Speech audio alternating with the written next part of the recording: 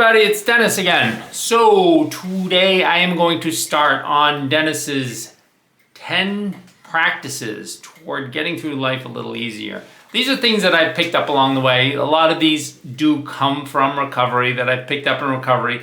They are not necessarily part of, strictly speaking, Alcoholics Anonymous. They're not, in the literature or anything like that. But these are just sort of things that you get through life in a sober life that are helpful. And honestly, these are things helpful to everybody. I mean, this isn't just a sobriety thing here, because this is just life and trying to deal with stuff and getting through it successfully. So here's Dennis's 10 practices. I'm only going to do 1, 2, and 3 just because of the nature of the internet, and people really don't have the attention span to go through all 10. But I'll do 1, 2, and 3. And number 1, and we talked about this before, is principles over personalities. You're going to deal with people that you don't like. You're going to deal with people that irritate you. You're going to see them in meetings, in AA meetings, in recovery meetings in general. You're going to just see them and you're going to hear them and they're going to irritate the crap out of you. They sometimes do with me still. And you're going to, in real life, you're going to go to work and there's going to be somebody there that just, that's just being a human being among other human beings, right? We're not saints and we're not going to love everybody. It's just deal with reality. They're going to be people that just don't feel good. You don't feel good about, right? And so you need to get past their personalities, and sometimes they actually might be saying something that's worth listening to or not. But either way, you just got to get through it and don't let them get into your head. Right, that's a big problem actually. When somebody gets into your head, when they start renting space in your head, that's not good. That's not good at all. And resentments are not good. So when somebody speaks, and there are people that I go to a meeting and there's somebody or more than one person who, in varying degrees, just say things that I don't agree with and I don't really like, and there's certain things that people do, and I talked about the control people that also irritate me a little bit, but I got to get by that. It's not a big deal. It's really just they're going to be who they're going to be. They don't need to have any influence on you at all, right? They don't need to come into your head. You just got to get through it. You got to get through a lot of things in life. You just got to get through it and get to the other side of it. And this isn't, if somebody's speaking for 5 minutes, you can get through 5 minutes. You don't have to let them get into your head. I have a very argumentative spirit in me sometimes. And I argue with people in my head, but I don't actually argue outside. That's just the way I am. I once did a talk on the busy minds of alcoholics and the busy minds of addicts and the busy minds of a lot of people, and how we're just running all over the place. Well, one of the places we run around in is our clashes with other people and their personalities. And so you gotta just leave it at that. You can have your little argument in your head and then just move on. But do not let them rent space in your head. That's a terrible, terrible thing. That is along the lines of obsession. You don't want that. That's a real negative obsession. That's a really bad obsession. So I'm telling you, just get through it. Sometimes I actually do say some things. I'll tell you something that happens once in a while. Somebody says something and at first it really irritates me, especially from where it's coming. I'm human, I get irritated by people, and there are some people I don't like, and that's just, I'm human. I don't love everybody. But sometimes they'll say something, and at first I'll say, that's terrible. And then after a while, they might actually have said something that was a good point. I just was blocking out what they were saying just because I didn't like their personalities. And that's what I'm talking about here. Listen to what they're actually saying and sort of skim out, you gotta just block out the negative stuff that you don't like that's in what they're saying. And, run it through the test. If it makes sense, think about it. If it doesn't, just discard it and move on. Move on to the next person that's going to be speaking, who might irritate you or might inspire you. Anyway, that's number 1, principles over personalities. Number 2, and I'm only doing 1, 2, and 3.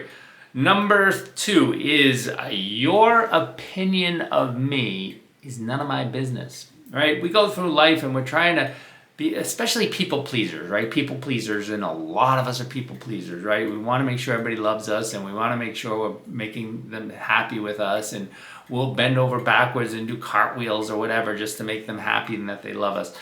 You got to stop that. Don't care so much. I'm not saying being jerk. Just had to edit myself there. There's no need to do that. You still need to behave the best you should behave and do the right thing and everything. You just can't have your opinion of you hinging on how other people view you, right? It's none of your business. You don't need to know what's going on in their mind about you. You don't even need to know what they're saying about you, right? As someone who has been, sober for a long time, but I drank for, 16 years of my life. During those 16 years, I was the subject of much gossip. I can tell you I know it. And so I don't like gossip. I hate gossip for a couple of reasons. And number one is it's very seductive because you can get into gossip without even realizing you're gossiping. That's one. But number two is I have been the subject of gossip, and it's a terrible thing. And I don't want to engage in that with other people. So gossip and this opinion of you are kind of linked. But you just don't need to care. Just do the right thing. Know you did the right thing and be happy that you did the right thing, and then just live your life that way. Not worrying about what other people think of you. Now, there is one little caveat there, okay? People that you love, people that you live with, people that are important to you, your mom, your dad, your wife, your husband, your best friend, people that you respect, you want them to respect you too. So don't be jerks to them. You do want them to have a favorable opinion of you. And you worked hard to get some of your respect back, and it's respect of others, and some of that does come from self-respect, does sometimes come from other people too. So I'm not talking about them. I'm not talking about your wife and your husband. It does matter what they think of you. But I'm talking about, Joe down at the water cooler, or your next door neighbor, or the person that's in that business meeting that you got to go to. Those people you don't need to know about. You don't care about. You care about. You don't care about what their opinion of you is. It doesn't matter, and it's none of your business. So that's number two. Your opinion of me is none of my business. That's two. Last one that I'm going to do on this video, 3. And this is kind of a big one, right? This hit me right between the eyes. You are responsible for your happiness, not other people. When somebody said this to me, I said, wait, what? No, because this person's making me really unhappy, and that's their fault that I'm unhappy. And these people over here, they're making me unhappy too. So it's their fault that I'm unhappy. Nope, that's all wrong, right? The thing is, you are responsible for your happiness. You have to deal with the adversities in life and still remain happy. Happiness is a very important thing. It sounds trite. The word happiness sounds very, very shallow and, I'm happy. But true happiness, a joy that comes from within, is not trite. It is super big important in life. It is. We look for sobriety to bring us these things. I spoke to it in the last video on the joy of living. And it's the same thing. Joy of living is essentially the same thing as happiness.